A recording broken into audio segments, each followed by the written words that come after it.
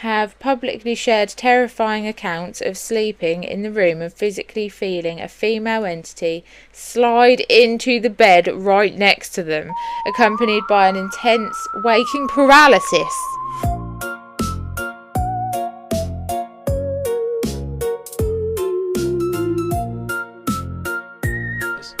So it's all called Gulf Coast. Yeah, because it's the Gulf of Mexico, or the Gulf of America now. But I don't call it that. Okay. Ready? Cool. Yeah? Yeah? Yeah? Alrighty then. Hello everybody, and welcome back to Vividly Dark, a podcast where we talk about all things creepy, geeky, and everything in between. I am your host, Patrick. I don't know why I stammered on that one, but I did. And with me, as always, is my wonderful and beautiful co-host, Zoe. Hello. Hello, indeed. Today, we are going to go back to the Gulf Coast. Now, I know you guys are probably sick and fucking tired of hearing about Texas at this point. We've only done like one thing about Texas. Done like 3.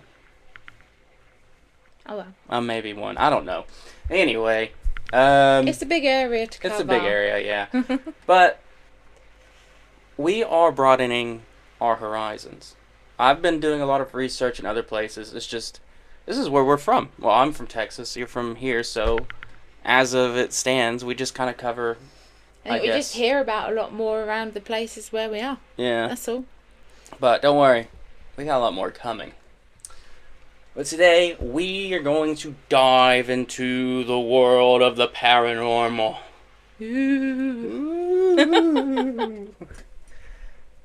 Today, we are going to be talking about the haunted Gulf Coast of Texas. And Zoe will also be doing some reading today. Yeah. Yeah? You don't sound so sure about that. Yeah, I'm going to be doing some reading today.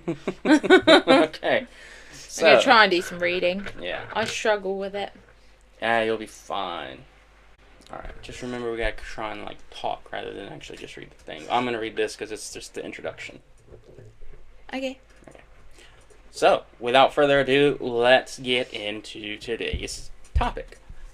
The Texas Gulf Coast is a place of contradictions. By day, warm sea breezes roll across golden beaches as pelicans glide effortlessly through the waves. Never seen a pelican. Really? Yeah. Oh, I love watching them glide through the waves. They glide and it's not just one, it's like Hang a little on, line. is the pelican the one that looks like a parrot a little bit, but it's got a bigger beak? No, it doesn't look like a parrot at all. Not what I'm thinking then.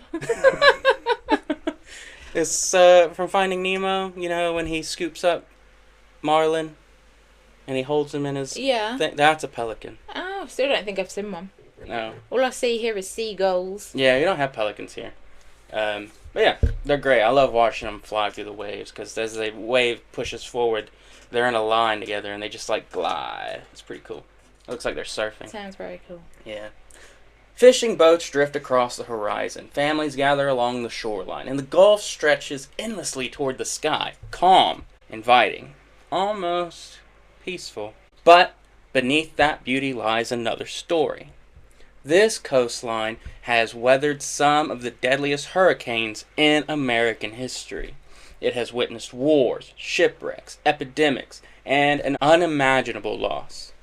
Entire communities have been swept away by the sea, while old forts, forgotten cemeteries, grand hotels, and legendary warships still stand as silent witnesses to the past. Ooh, that's cool. For generations, locals have whispered that not everyone ever truly left. Tonight, we're traveling the length of the Texas Gulf Coast in search of the stories that refuse to fade. From haunted hotels and ghostly ships that sailed through the war and cities, but built upon the echoes of their own past. What wars have there been there? Anything I'd actually have heard of? No, it's all Texas history. Oh. There's a lot. There's a lot of shit happened. So, welcome to the haunted Gulf Coast of Texas. Along the shoreline of Galveston Island stands a hotel that does not look haunted. Its pale walls glow beneath the Texas sun, Palm trees sway in the salt air, chandeliers shine above polished floors, and beyond its windows, the Gulf of Mexico stretches towards the horizon. For more than a century, the Hotel Galvez has welcomed travellers seeking beauty, luxury, and escape. So is this somewhere that people would maybe cross over the border to? It's not one of those places? No. Galveston is hundreds of miles away from Mexico. Oh, I didn't know if that was part of like the drama of the area or anything. So this is a hotel. Hotel Galvez. Is it a big one? It's huge. Oh. Well, I wouldn't say it's Mind huge. you, I feel like everything in Texas is huge. I wouldn't say it's huge. It's big, but it's old. So Is it right on the beach? Yes. So it's probably super haunted. Yeah. Known as the Queen of the Gulf, she was built during Galveston's rebirth, rising only 11 years after the hurricane of 1900 nearly destroyed the island. Why did it say the island? Is it on an island? Galveston Island.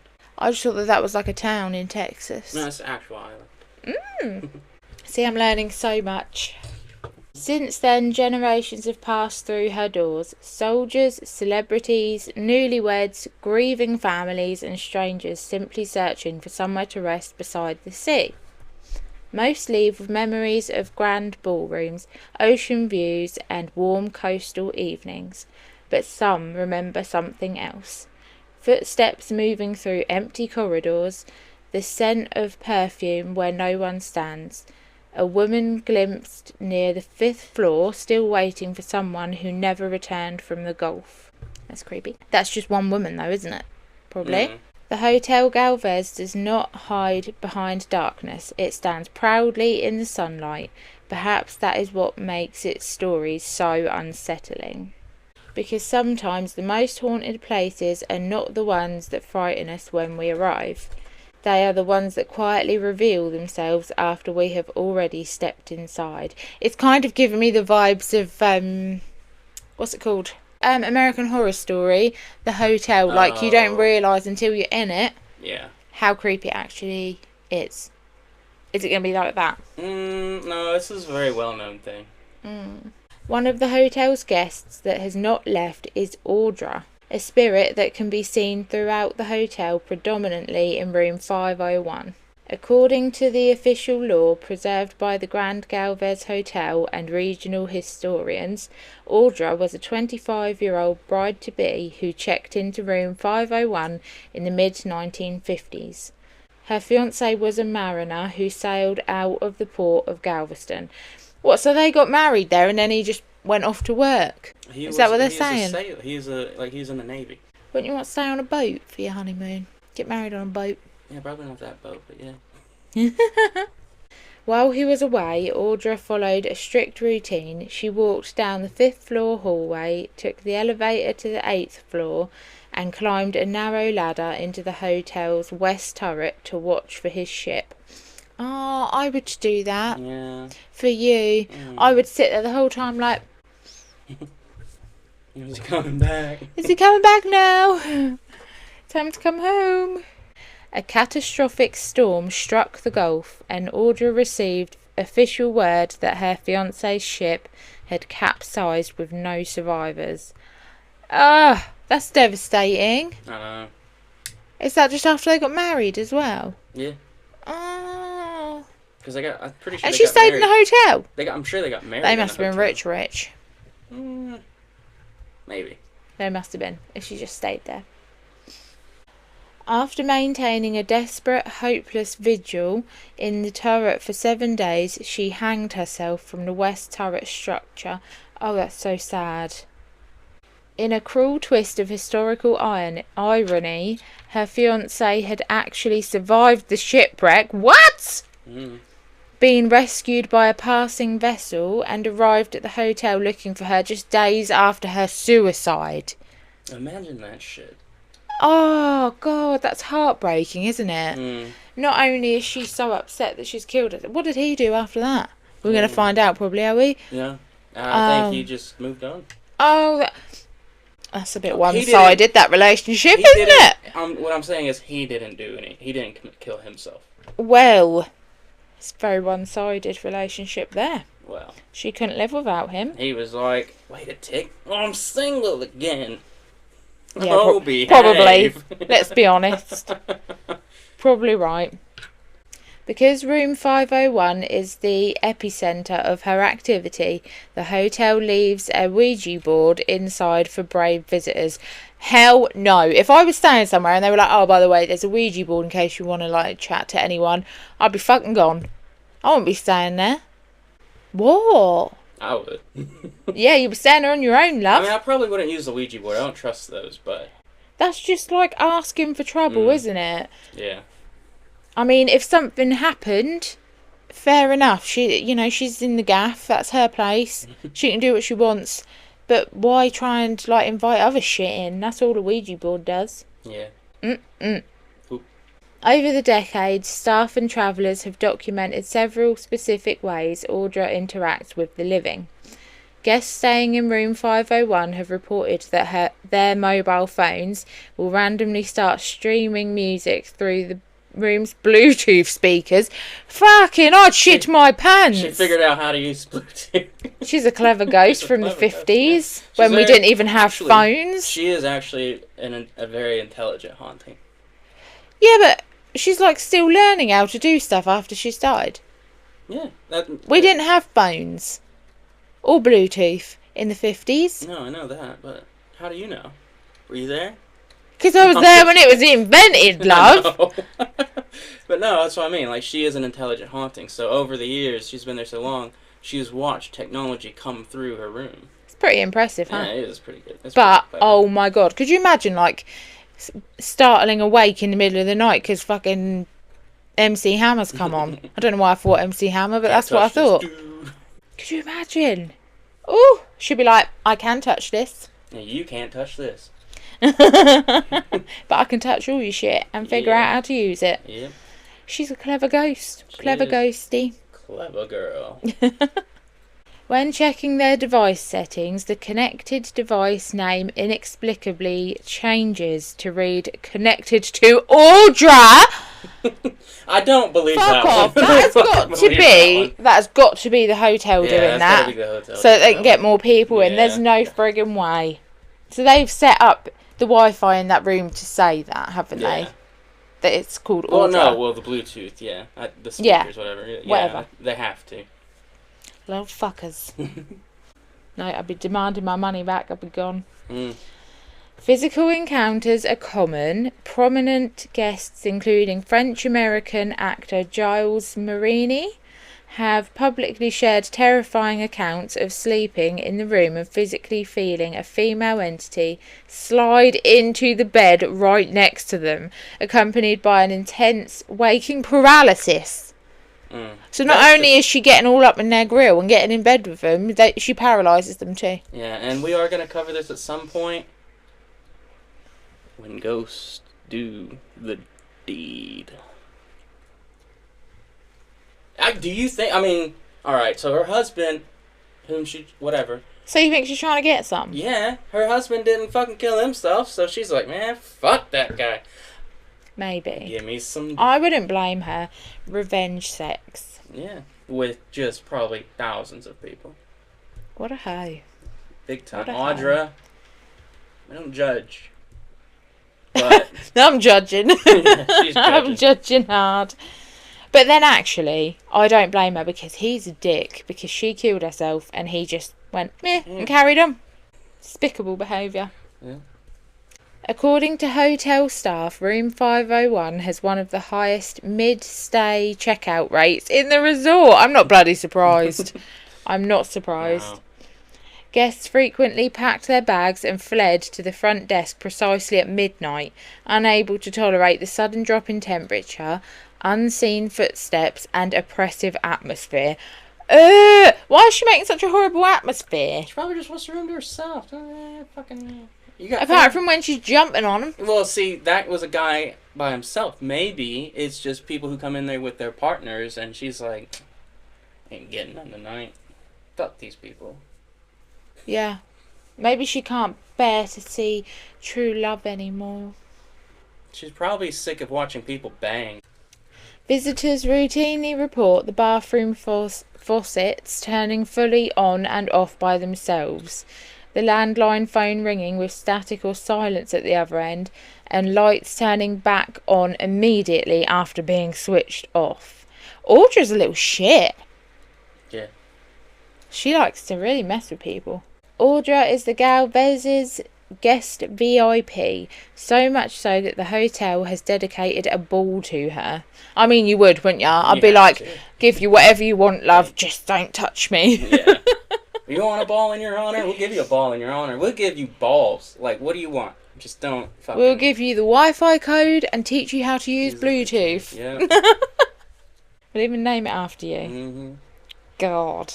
The Ghost Bride Ball is an annual Halloween season gala thrown by the Grand Galvez Hotel to give their most famous resident spirit, Audra, the wedding reception she never had. Oh, that's right. It was her fiance. Ah, so they hadn't even got married. Yeah. No wonder she's messing with people. Mm-hmm. He said, man, I'm out. That's actually so sweet, isn't it? They throw her a ball. As in, like, so she can celebrate still. Yeah. Aw, good on them, the people who own the hotel. Yeah. That's cute. Because her life ended in heartbreak before she could marry her fiancé, the hotel hosts this thematic party in late October to honour her memory. It blends historic Galveston opulence with a spooky gothic wedding aesthetic. I love it. I do want to go to it. I don't want to go to it because she scares me, but... She isn't there. She's upstairs! No. And she probably does go down to it because they're throwing it in her honour. Yeah, but you wouldn't know it was her if you saw her. No, she's definitely there. She's watching. The concept, attendees celebrate Audra's tragic love story by dressing up in wedding gowns, gothic bridal wear, or formal attire matching her 1950s era. Kind of feels like they're rubbing it in a little bit, actually. Nah. I bet she goes through the motions. She seems like she's probably a very self-aware ghost. And I think she probably, sometimes she's like, oh, I'm really excited they're doing this for me. And another time that she's like, fuck them, why are they rubbing it in my face? She is a woman, after all. True. This is the motions I'd go through. Yeah. Entertainment. The evening features a live band, heavy hors d'oeuvres. Did I say that? Heavy hors d'oeuvres.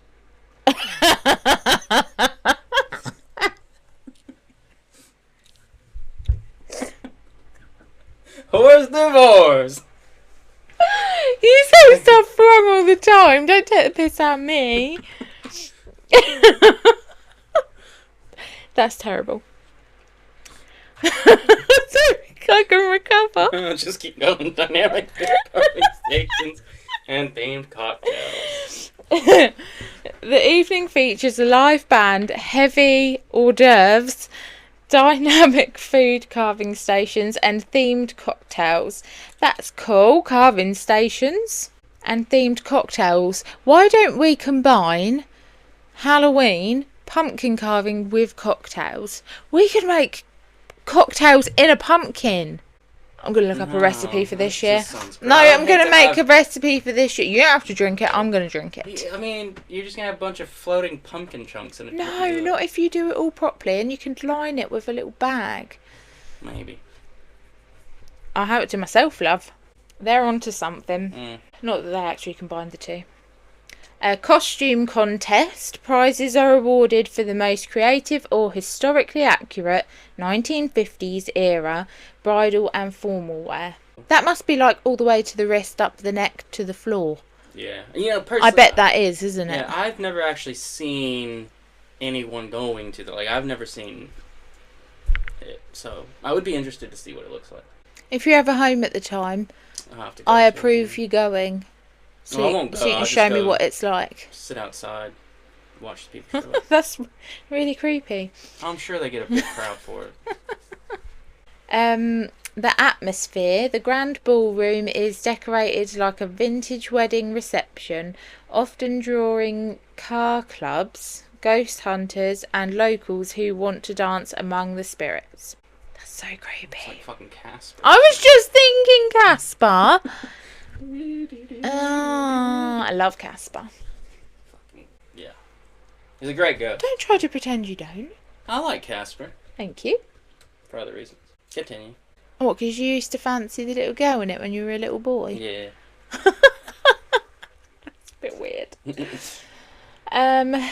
The event is strictly for guests aged 21 and older. It is traditionally paired with late night property tours hosted by Melissa Hall, the official ghostess of Galveston. Does she do ghost hunts there? I don't think she does. I don't know. But they do ghost hunts there. Other spirits that roam the halls of the Galvez include Sister Catherine, a nun from the 1900 St. Mary's Orphan Asylum disaster, whose apparition in a black habit is seen staring stoically out at the sea, and the blonde little girl. Frequently spotted near the spa area, she leaves tiny handprints on glass doors and whispers ice cream to the passerby. Ice cream. Fuck off! Get me some fucking ice cream. Fuck off! Aw, poor little girl. Can't eat See, ice I cream. didn't, for the first time ever, child ghosts scare the shit out of me, even more than normal ghosts. Yeah, always. Because they're creepy. But for the first time ever, I just thought, oh, this poor little girl with her little handprints. Yeah, could you just imagine like a little girl like, ice cream. And you're like, I'm just trying to enjoy the sauna, bitch. Fuck off. She's probably looking at him thinking, they need some ice cream. They're boiling. So, just a few streets away from Galveston's bustling waterfront, where tourists wander beneath the Texas sun and horse-drawn carriages roll along historic avenues, which they do, stands a mansion that seems to belong to another age, and it is beautiful. I've been there. Its weathered brick walls have watched over the island since 1859. Towering windows stare silently across Broadway, while ancient oak trees cast long shadows over iron gates that have welcomed visitors for more than a century and a half. Wow. Definitely haunted. This is Ashton Villa. Not Aston Villa. Ashton. Unlike many of Galveston's grand homes, Ashton Villa has endured almost everything history could throw at it. It survived the Civil War, the Great Hurricane of 1900, other devastating storms, and the passing of generations. Within these walls, families celebrated new beginnings, mourned heartbreaking losses, and witnessed history unfold around them. Yeah, I bet it's seen a lot of action. And all that time. Been through a lot. Today, the mansion is admired for its beauty and its remarkable place in Texas history. Yet, for many who have crossed its threshold, it is remembered for something far less tangible. Whispers in empty rooms, the faint echo of piano music, and the lingering scent of cigar smoke, and the quiet belief that perhaps some members of the Brown family never truly left the home they loved. Whether those stories are born from history, imagination, or something we simply cannot explain, Ashton Villa remains one of Galveston's most enduring mysteries. Before Ashton Villa became one of Galveston's most famous landmarks, it was simply the dream of one man. In the 1850s, Galveston was rapidly becoming one of the busiest and wealthiest ports in the United States. Cotton, sugar, and goods from around the world flowed through the island, bringing immense prosperity to many of its merchants. Among them was businessman James Morrow Brown. Having built a successful shipping and hardware business, Brown wanted a home that reflected both his family's success and Galveston's growing importance. Construction began in 1859, using skilled European craftsmen alongside enslaved laborers. The result was unlike anything Texas had ever seen before. Built in the elegant Italian style, Ashton Villa became one of the first brick mansions in the state. With its towering windows, sweeping staircases, and ornate architecture, It stood not only as a family home, but as a symbol of a city entering its golden age. Little could Brown have imagined that within a few short years, his home would witness war, survive one of America's deadliest natural disasters, and become woven into the ghostly folklore of Galveston itself. What was the natural disaster that it survived? Hurricane Andrew, or is it Anderson? Andrew? I can't remember. It was a hurricane. It was a Category 5, and what happened was it stalled over Galveston. Wow. And the whole city was just put underwater. So Galveston, fun fact, is a city built on a city. Is it? Mm-hmm. They had to tear, because literally everything got leveled. The Hotel Galvez stood, this house stood, some other hotels, a couple other buildings made of brick and stuff, they all survived. So they literally had to raise everything, including this house. They literally lifted it up off its foundations. Huh. To include the Hotel Galvez. Yeah. And just pushed sand, tons and tons of sand underneath it all. And buried the old Galveston. To make it the same height as the new town. To bring it up above sea level. So that's mental. What if the sea eventually starts coming in and it just washes away all the sand that's all built on? You can't, because now there's like a big concrete barrier called the Wall of Galveston. Huh. The seawall. But yeah. Wow. It's a big... That's a lot of work. But it was worth it. It's pretty cool. Big history thing. Yeah. But yeah, so all the dirt and sand, they just literally buried all the houses and everything underneath it. Just rebuilt the city. That's crazy. Just continuing on. And that lore involves his own daughter, technically daughters, Betty and Tilly. Born in 1855, Rebecca Ashton Betty Brown was a fiercely independent, wealthy, and brilliant woman who defied the traditional expectations of 19th century society. She was also the eldest daughter of James. In an era where a woman's primary goal was marriage, Betty flatly refused. Go on, girl. Yeah. She turned down numerous proposals from wealthy suitors, preferring her autonomy. Hello! Hello. You know what I was thinking today? We haven't seen Iris in a while. There she is. She made her appearance. Fuck off. That is so rude. No, I'm just kidding. You stay right there, my baby girl. Oh, yeah. That's the stuff. She was preferring her autonomy and remaining single her entire life. Good for her.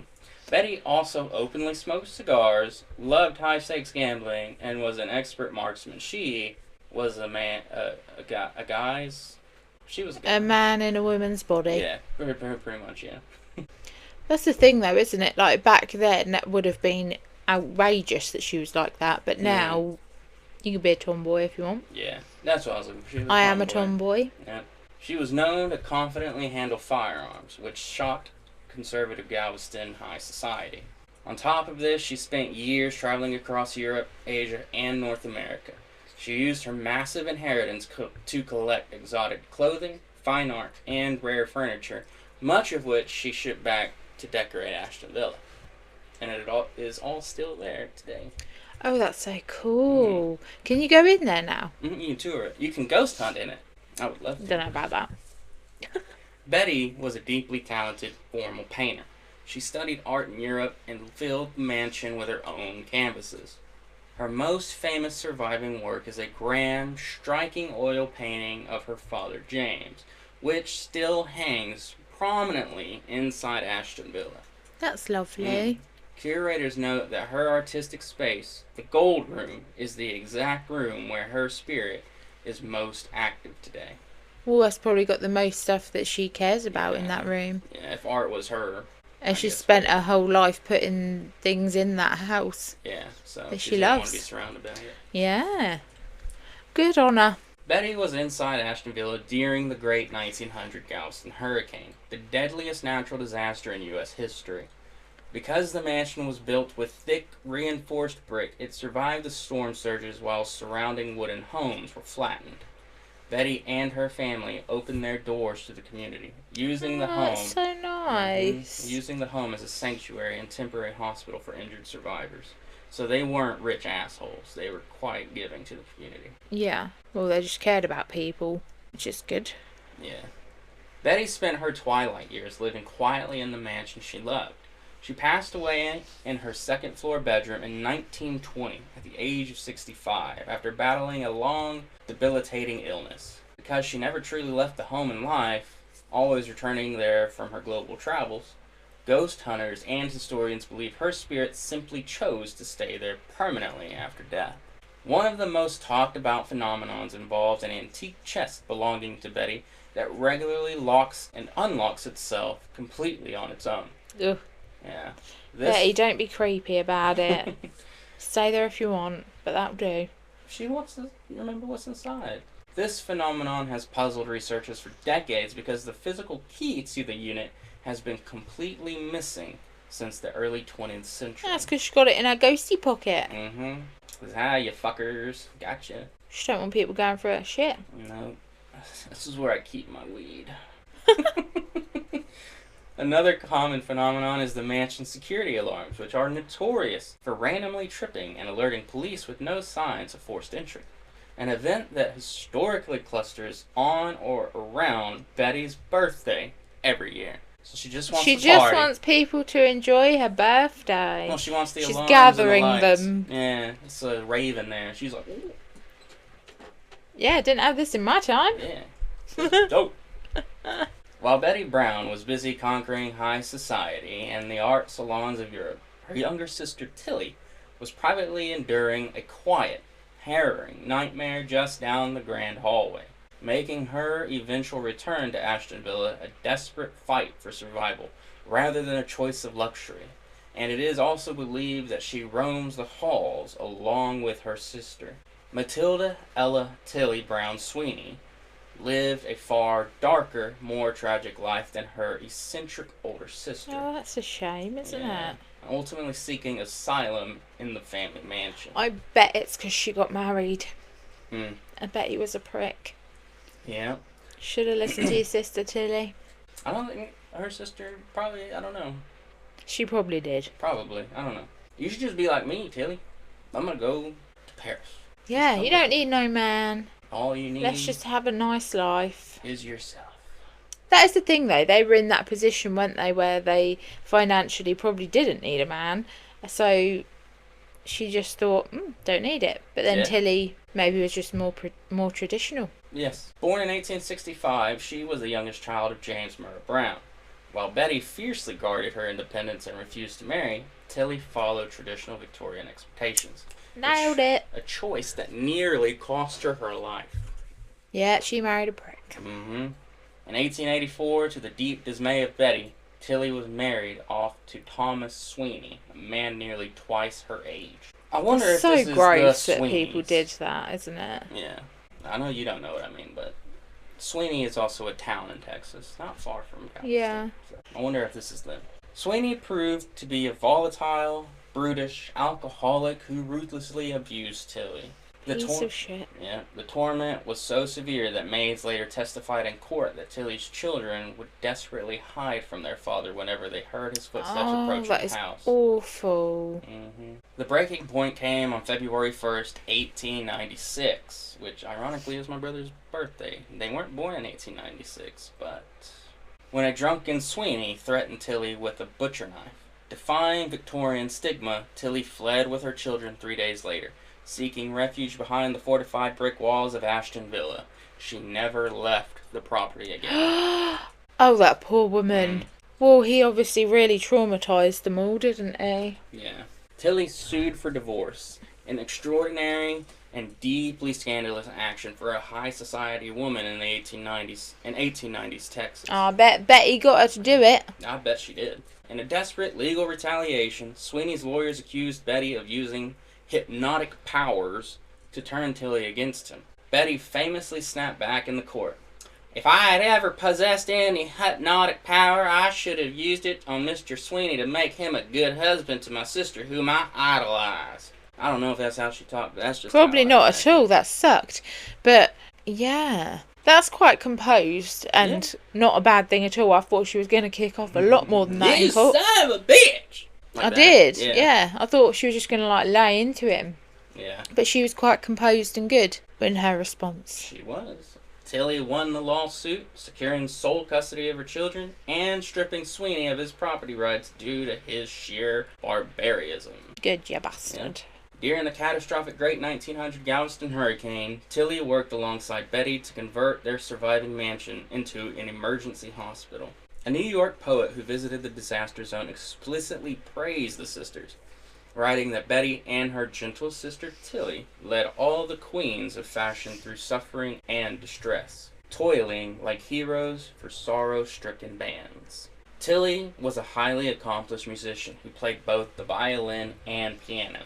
She passed away quietly inside the villa in 1926. Because Betty never learned to play music, the elegant piano melodies that modern curators and caretakers frequently hear echoing from the locked, empty gold room are universally attributed to Tilly, who still treats Ashton Villa as her eternal sanctuary of safety and peace. Yeah, I bet she'll never leave, will she? Because she never left once she went back. Yeah. It's the only place she wants to be. It's her safe place. Another spirit seen around the property is that of an unknown Civil War soldier. The mansion served as a Confederate military hospital. Wounded soldiers died of yellow fever in makeshift wards within these walls, and full apparitions of spectral troops are occasionally seen marching down the corridors. Would they have been marching in there? I don't know. So if you ever watch a movie, fucking military people march everywhere. So, yeah, but if they were taken to the hospital because they've hurt themselves, I doubt they'd be marching themselves in and out. Maybe it's just more of a phrase than actually that they were marching. So rather than actually marching, they're pacing. Maybe. 4.5 hours east of Galveston is the town of Port Aransas, and one of the most notoriously haunted hotels on the Gulf Coast. The Tarpon Inn in Port Aransas is the undisputed epicenter of coastal ghost lore on Mustang Island. The 160-year-old landmark has weathered yellow fever outbreaks, served as a military barracks during both the Civil War and World War II, and functioned as a community shelter during catastrophic hurricanes. This accumulation of high-stakes human emotion, survival and tragedy has left the inn deeply saturated with paranormal energy. It's a lot of death.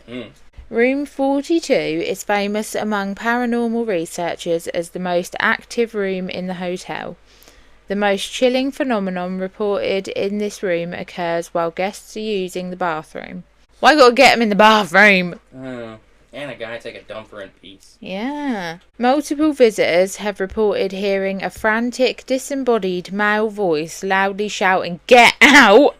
The water is coming!" Oh no shit, man, I'm about to shower. God. Do you think he freaks out because he sees the shower? No, it's and he like, thinks that it's like leaking. No, it's like somebody screaming, "The water's rising," coming over. Yeah, I know, but maybe they're thinking, "Fuck, we've got a leak! Get out! The water's coming! It's coming in!" Somebody call a plumber. They probably just maybe didn't know that showers were a thing. I imagine they were back in that time, yeah. Don't reckon so. I reckon they were. Anyway, investigators believe this is a residual acoustic loop from the devastating 1919 Atlantic hurricane, where citizens desperately crammed into the inn to escape rising storm surges. I think that he's got a bit of post-traumatic stress, and every time he sees a bit of water, he's like, "The water's coming! Yeah! Get out!" Fucking water! I ain't showered in 100 years. I feel sorry for the ghost. Guests trying to sleep in room 42 frequently report the physical sensation of someone heavily sitting down on the edge of the mattress. When they open their eyes, the bed remains compressed, but no one is there. Ugh. So you can just see a butt print. Yeah. Ugh. Ugh, because it's a butt print. Ugh. What kind of a reaction was that? Ugh. Get your ass off my fucking bed, man. I'm sleep here. Televisions in the room are notorious for turning on at a maximum volume in the dead of night. Fuck that shit. Why does it have to be loud about it? It's freaky enough that they turn it on. Watching something cool. Babe Station. Babe Station? Have you not had a babe station? No. It's just like a channel on anyone's TV in England where there's women who get naked. Oh. Just imagine if that comes on. So that's like the adult channel. That's hilarious. Yeah, an adult channel. And phone batteries have been documented draining from 100% to 0 in a matter of minutes. That would be really annoying. Yeah, that would just piss me off. Why do ghosts have to be petty? The upscale restaurant on the property, named after President Franklin D. Roosevelt, who famously fished tarpon here in 1937, is haunted by a much darker, malevolent energy. In the restaurant. In 1936, a kitchen worker was brutally murdered on the property during a violent workplace dispute. Fucking hell, what were they fighting about? Do you know, this brings me to a very relevant point in my life. Go to work, do your job, go home. Don't brutally murder someone. That's mental. They were arguing about work and someone got killed. That's crazy. In a kitchen, it's easily done. Well, I know it's a stressful place, but my goodness. Chefs and servers routinely report objects being held across the room by unseen forces. Heavy pots stacked securely on shelves have been witnessed flying horizontally across the kitchen. Well, like a frisbee. Incoming. And heavy double doors swing violently when no one is near them. I wouldn't be working there. You could get violently murdered at any minute by a ghost. Staff members closing up the restaurant late at night have reported a dense, human-shaped shadow standing near the back pantry, radiating a palpable sense of anger and resentment before dissolving. What the fuck were they fighting about? I don't know. Not only did you kill someone, but then they've been so pissed about it still, all this time later, that they've stayed there and they still get angry. Someone burnt the fish. That's the thing, like, literally, how bad could it have been? Must have been pretty bad.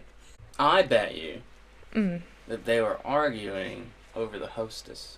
It's got to be something else, hasn't it? Like outside factors. You wouldn't get pissed off because someone burnt a pan or something. They were talking to one of them was trying to get with the hostess, and the other one didn't like it. Yeah, I reckon so. The main lobby of the inn is famously lined with 7,000 autographed Atlantic tarpon scales left by decades of fishermen. That's a bit weird. What, like scales off the fish? Yeah.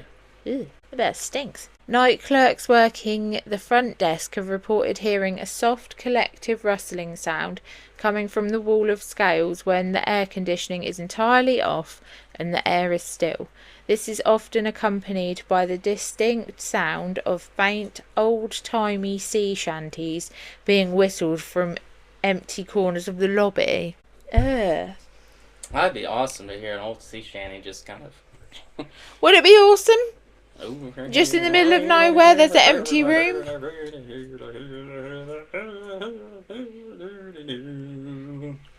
I'd join in with her. No. I'd dance. Just encouraging the behaviour. It's not going anywhere, so you can't beat them, join them.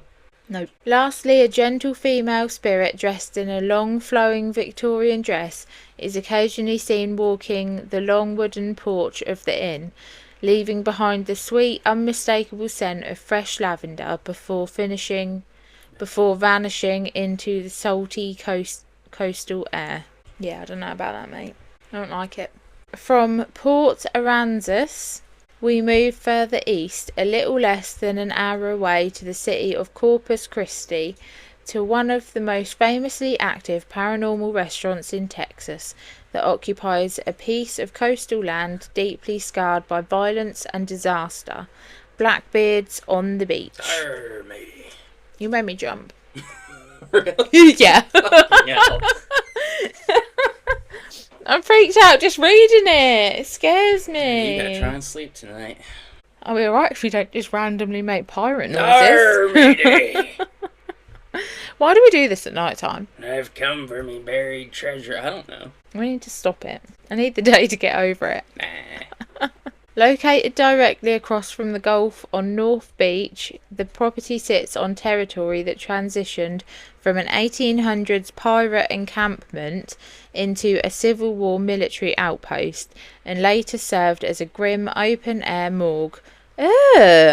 Following the catastrophic 1919 Atlantic hurricane. Oh, okay. Yeah. They didn't set it up to be a morgue outside. I was like, what? The most prominent entity haunting the restaurant is affectionately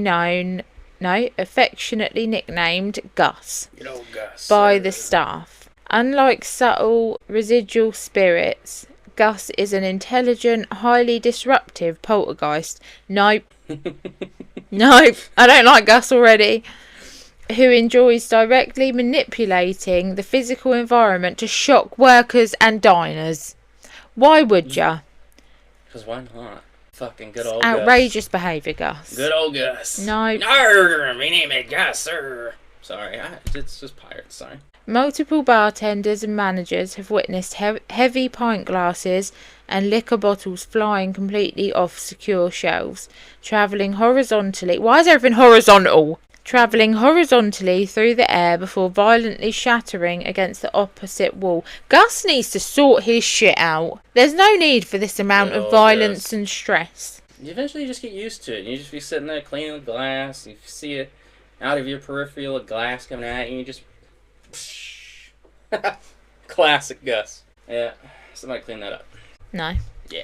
Don't think so. I'd be like, Gus, you threw it, you clean it. You break it, you bought it, Gus. Sort it out yourself, you shithead. Staff closing down the dining rooms at night frequently report hearing the heavy wooden chairs dragging across the floorboards in empty rooms. When they investigate, they find the chairs neatly rearranged into circles or stacked on top of tables by an unseen presence. He's just trying to help them clean. Well, so he should after throwing and breaking things. About time he did something useful. Mm-hmm. The restaurant features several vintage neon beer signs. Employees have documented instances where unplugged, entirely disconnected signs suddenly spark to life, flickering brightly in the middle of the night. He just wants his nightlight. It needs to stop it. He's attention seeking and it's just too much. He's not intelligent. He's being a child. Wow. He is. Big words, Gus. Come for her, not me. I didn't say it. I'm just never going over there. Never going there. According to the prevailing legend, Gus was a regular customer who was deeply despondent over the recent loss of his wife. Oh, don't make me feel bad for him now. I've just fucking moaned about him. One night, after drinking heavily at the bar, which is now the restaurant's kitchen area, he walked across the street to the Depression-era work camp where he lived, sat on his bed and died by suicide. Don't you feel like an ass? I feel a bit bad now for being mean about Gus, but Gus still needs to try and move on, doesn't he? He's just trying to live. But he killed himself. Yeah. So I don't think he wants to live. Maybe he's annoyed that he's still sort of hanging around in himself. Probably. Because sometimes people think that you will die and then go to a better place, and he's just ended up in the same fucking place. He's probably pretty pissed. God damn it, I'm in this fucking bar. Wife died. I can't even be with her. Can't drink. Oh, that's really sad, actually, isn't it? He probably thought he was going to go and be with her, and now he's still stuck in that fucking bar. Yeah.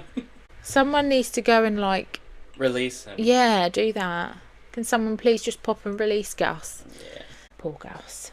Because the bar was his last place of comfort, his spirit reportedly returned there immediately after his death.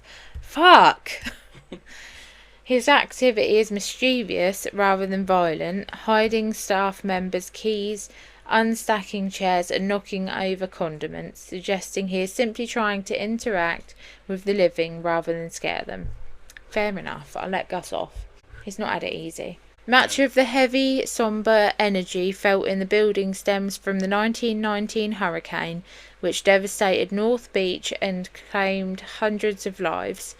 Because Blackbeard's site was one of the few structures left standing in the immediate area, it was hastily converted into a temporary triage centre and makeshift morgue to stack the bodies of drowning victims. Oh, that's really sad. Guests and staff using the ground floor restrooms frequently report hearing the disembodied sound of a woman quietly weeping. The temperature in these stalls is known to drop sharply, leaving witnesses with an overwhelming feel of dread and sudden sorrow. That's probably one of the creepiest things to hear, isn't it? Like a wailing of a woman. Yeah. Especially when you're trying to take a shit. Like, fuck. It's cold. There's this bitch crying next to me. We're not very sympathetic tonight, are we? Oops. Sorry, ghosts. Janitors have documented recurring wet footprints and puddles appearing on perfectly dry floors late at night, long after the restaurant has closed and the floors have been mopped. Aside from Gus, 2 distinct female apparitions are regularly spotted wandering the upper levels and the outdoor decks. The spirit known as the Purple Lady is typically seen floating near the top of the main wooden staircase. She wears an elegant, old-fashioned purple dress and vanishes the moment a living person locks eyes with her.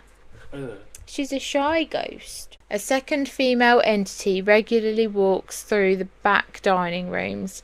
While she is rarely seen fully, she leaves behind an intense, unmistakable scent of vintage lavender or rosewater perfume that lingers in the stagnant air for several minutes. Back then, you had to actually make your own perfume, didn't you? Mm. I used to enjoy trying to make my own perfume with flowers. You've tried? Yeah, when I was a kid. Oh. Just for fun. After the storm, hundreds of bodies were stacked inside the building because it was one of the few structures on North Beach left standing. The Purple Lady and sounds of women weeping in the restrooms are widely accepted to be the residual spirits of mothers and wives who came to the morgue to identify the bodies of their drowned loved ones.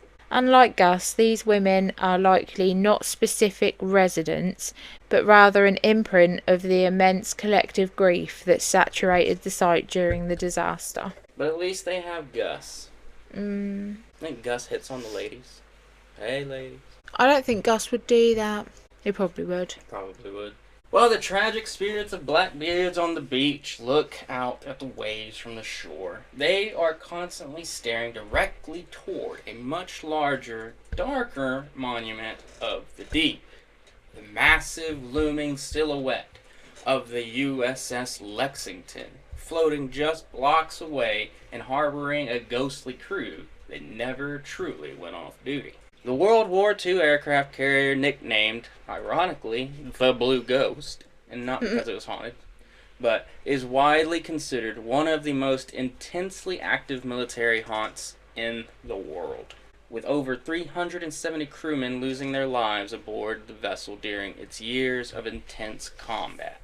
Charlie is the most famous and intelligently active entity aboard the USS Lexington. He is a spectral crewman who has spent decades helping, chatting with, and occasionally startling visitors in the ship's engine room. At least he tries to help them. Yeah. Oh, it gets better. While hundreds of men died aboard the carrier during World War II, Charlie's presence is unique because he is overwhelmingly described as friendly, professional, and completely at home in the depths of the ship. That's my kind of ghost. Yeah. Friendly and professional. He's a friendly professional ghost. Paranormal researchers and ship historians believe Charlie is the residual or intelligent spirit of a World War II engine room operator who died in the line of duty. On November 5th, it's my birthday, and 1944. Huh? And Guy Fawkes Day. And Guy Fawkes Day. A Japanese kamikaze plane successfully crashed into the ship's island structure. The resulting fires and explosions sent devastating heat and toxic smoke billowing down into the lower engine spaces. 55 crew members were killed in that single attack. And many believe Charlie was one of the engineers who perished while desperately trying to keep the trying to keep the shits away. Trying to keep the ship's engines running. Oh, poor Charlie. Now, what sets Charlie apart from other ghosts is how casually and frequently he interacts with the living. He is so well known that the museum staff openly recognize him as a permanent fixture of tour route number 2. Countless tourists wandering through the labyrinth of the engine room have reported getting separated from their groups. Oh, no, Charlie, what are you playing at? No. Or becoming confused by the complex layout. Dozens of independent accounts describe a polite young man dressed in a crisp, historic World War II Navy uniform appearing out of the shadows. He calmly points them in the right direction, explains how a specific piece of machinery works, and vanishes into thin air the moment the tourist turns their back to walk away. Oh, I love it. At first it's kind of creepy. I thought you were saying that dark. he like messes them up and reroutes he helps them. them. He gets them back. Oh, that's so nice. That is kind of creepy though. Like, you're kind of lost, and then out of the shadows this old fucking World War II soldier comes out. He's like, that way. But I don't think he says it like that, though. Yeah, but first, this is a boiler. And I'm going to tell you about it. But first, this machine, can you believe what it does? It makes the rudders go. And that one, that pipe right there, it's the one that exploded and smoked us all out. I was going to say that's where the shit runs through. I think. That's so nice of him. He does work. Well done, Charlie. Well done. Tour groups standing near the massive turbines have reported hearing a disembodied male voice suddenly speaking over the ambient noise. I don't like that word, disembodied. Have you ever heard a disembodied voice? No, I don't really know what it means. It just sounds creepy to me. It's just a voice that sounds kind of distant because ghosts can't just straight up always just talk to you. Explaining engineering procedures as if delivering a military lecture to new recruits. Maintenance workers and overnight security staff frequently spot Charlie standing on the metal catwalks looking down at the machinery. When they call out to him, thinking he is a trespasser or a guest who missed closing time, he simply smiles, nods politely, and evaporates into the solid steel walls. I would employ Charlie. He sounds like... I like his work ethic. Yeah. And politeness. So, to the museum staff of the USS Lexington, basically fire all of your staff that you have now and just use Charlie. You probably don't need to fire everyone. Yeah, maybe not. But definitely keep Charlie on the books. He's a good old boy. How do you pay a ghost? You don't. Just with appreciation. I'm sure Charlie's going to and maybe leave him something out that he wants. Fair enough. I'm sure he'd tell him. The most famous incident involves a visitor named Will Smith. But not that Will Smith, whose late father had actually served on the ship. While reviewing photos from his tour, he discovered a striking, distinct silhouette of a soldier standing exactly where Charlie is known to manifest. What, in his photos at home? Aww. Furthermore, professional paranormal television crews, including Sci-Fi's Ghost Hunters, which I love, they're my favorite, and I've been watching a lot of Ghost Nation lately. That's also the same people. Cool. And investigative teams have used thermal imaging, structured light sensor SLS cameras, and night vision equipment inside the engine room. While they haven't caught a clear face, they have recorded human-shaped heat signatures, pacing the catwalks and map rooms when the areas were completely locked down and empty. The ship's brig, or jail cells, are also known to have much paranormal activity and is widely considered the most aggressive, unsettling area on the vessel. Where are the energy shifts from friendly to hostile? Yep, I wonder why. The naughty ones down there. Yep. Visitors, particularly women, touring the narrow jail cells have frequently reported the terrifying sensation of being physically scratched or pushed by an unseen force. Bitches! What are they scratching women for? I don't know. Independent investigators using specialized SLS mapping cameras, which turn physical forms into digital stick figures, by the way, have repeatedly mapped out small figures pacing inside the locked cells or dancing directly behind tour gates. I love that they're dancing. Yeah. The hangar bay and flight deck also have their fair share of stories. This massive open steel deck was the stage for frantic wartime operations, airplane crashes, and fires. Late night security guards and overnight guests sleep in the old berths and frequently report hearing the sharp, echoing crack of phantom gunfire cutting through the silence. Imagine that, waking up for that. Yeah, and it's Corpus Christi, so you don't really know if it's the fucking ship or if it's just Corpus Christi. Accompanied by the frantic, heavy pounding of combat boots sprinting across the metal deck plates. Several witnesses have reported seeing the ghost of a Japanese kamikaze pilot wandering near the edge of the flight deck, tattered and dazed before stepping off into the bay and vanishing into thin air. And lastly, the spaces dedicated to high voltage maintenance and medical emergencies harbor a heavy, nauseating residual print. Ooh. Guests walking through the medical corridors report sudden, unexplained waves of intense nausea, dizziness, and headaches that instantly clear up the moment they exit the room. Well, that's what that room was for, wasn't it? Yep. So they're just feeling... what other people felt when they went in. Yeah, literally just the energy in the room. Yeah. Cameras, flashlights, and phone batteries are notorious for dying instantly in the switch room, dropping from 100% to completely dead in a matter of minutes. What is that?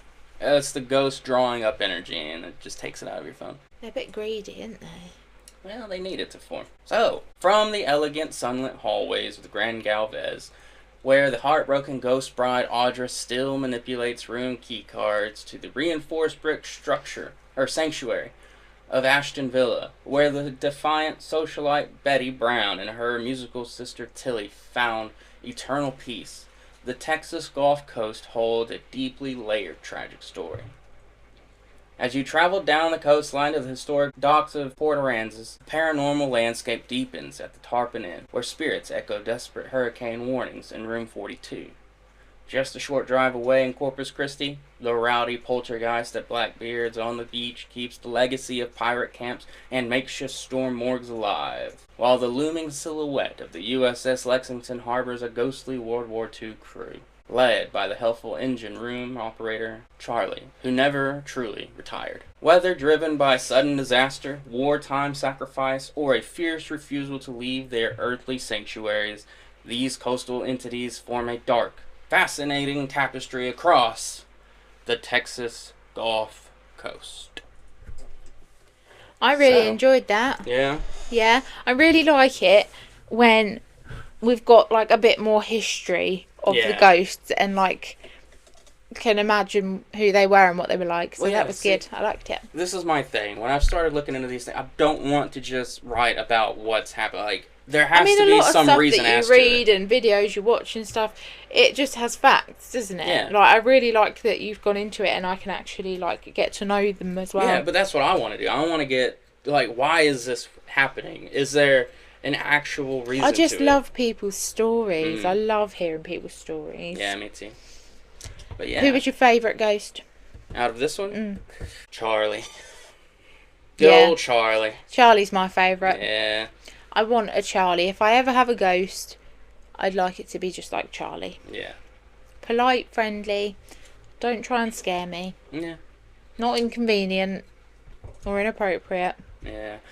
So being from being from Texas, rather, when it comes to 3 of these places that we've talked about today, I've actually been to. I've not been inside the Grand Galvez, but I have been to it many times. I've been to the pool area. And I've got to do that. It's a really nice pool area. But yeah, I've not actually been inside the hotel. Yeah. But I would love to. I heard it's really nice. Also, the Ashton Villa, I have been inside. It is beautiful. And there's a lot of old shit. I personally, when I was there, to include the Hotel Galvez, I didn't personally feel anything weird, like any sort of vibe. But if you just went like visiting in the day, you probably wouldn't have done. It seems to be a lot of them are like more at night time when you're on your own. Yeah, but a lot ghosts of people don't just tend to like make themselves known in front of a bunch of people, do they? Yeah, but like besides the Hotel Galvez, because it's a beautiful building, and the inside, from what I do know, have like heard about, is extremely beautiful. It's luxury. That house, the Ashton Villa, was a mansion. It's creepy, even in the daytime. Is it? It gives off that this fucking place is haunted vibe. Oh no! Do you know? I will. You'll find out one day when we move again, probably. If I go to a house and look outside it and it looks creepy and it might be haunted, I will refuse to go in there. Same. And I definitely wouldn't move to it, even if it was like my only option. Yeah, I'll go in it, but I'll be going back home with my mum. And then I've actually turned down a house before when I was looking to rent years ago because it had, in one of the bedrooms, there was a little tiny, it was like halfway down the wall, maybe even lower, little tiny door, and like a cupboard that was just a little long cupboard, and it was completely pointless, probably just for storage, but it freaked me the fuck out. I was like, I ain't living here. There's a hobbit in that fucking wall. There could be anything in that that lives in there. Yeah. But I also have been to the Blue Ghost. I've been to the USS Lexington. I've toured it. I vaguely remember it, but it's a fucking huge place. Yeah. Yeah. Again, but I was young on that one. I definitely don't remember. If you think about it, most places that we visit are probably haunted. You just don't know. Oh, yeah. Unless you, like, stay there overnight or do a ghost hunt or something. Yeah. I would love to do a ghost hunt at the Galvez, or even on the USS Lexington. That'd be fucking awesome. You'd be going on your own, love. Well, I figure any ghost hunt I do, I'll probably be doing on my own. It's fine. Unless it's to see Charlie. I'll go and see Charlie. Oh, that's the USS Lexington. As long as I don't get lost to see Charlie. Yeah, don't go up in the brig. I won't be going anywhere. I'll just poke my head in the door. Charlie, are you here? Where at, Charlie? Yes, I'm right here. Come down here. I'll teach you all about the engines. I'll be like, can you tell me from here? Absolutely I can, ma'am. Oh. That's Charlie for you. Well, I think that's going to be doing it for us today. So, if you have any stories... Also, tell us who your favourite ghost was from today. Oh, yeah. I bet. Drop a comment down below. I bet nearly everyone says Charlie. I don't know. Gus was pretty dope, too. But, yeah, drop a comment down below. Naughty. Yeah, he's naughty, but he's my kind of guy. Down below of who your favorite ghost was today. If you have your own ghost stories, if you have your own experiences at any of these places, if you've ever been to Galveston, because there's more to Galveston haunting-wise than just those two. There's another house just like Ashton Villa that's also very haunted. Go ahead and either comment down below or send us an email to vividlydarkpod@gmail.com. That's V to the I to the VIDLY DARKPOD@gmail.com. You really dragged that bit out, didn't you? I gotta really think. Yeah. And also, go ahead and go to our socials where you will see previews of all of our upcoming videos. So, you can always get a little glimpse of what it is we're actually going to be talking about. Because next week, we are coming back with a banger. Because I have 4 other stories that I have ready to go. And I'm excited about all of them. Me too. Yeah. So, go ahead and go to the socials and check that out. That is at vividlydarkpod. At Instagram and TikTok. On Instagram and TikTok. And also, while you're on YouTube, if you are on YouTube, go ahead and like and subscribe to this channel. Now. Why do you sound in pain when you said that? Because I am. If you wanna, no. Just subscribe. God damn it, do it. If you don't, that's fine. Anyway. Patrick might cry. I'm hurt. Well, anyways, thank you all for listening today. And come back next week for more creepy, geeky, and everything in between stories. You got anything? Nope. Alright, well, we'll see you all later. Bye. Bye.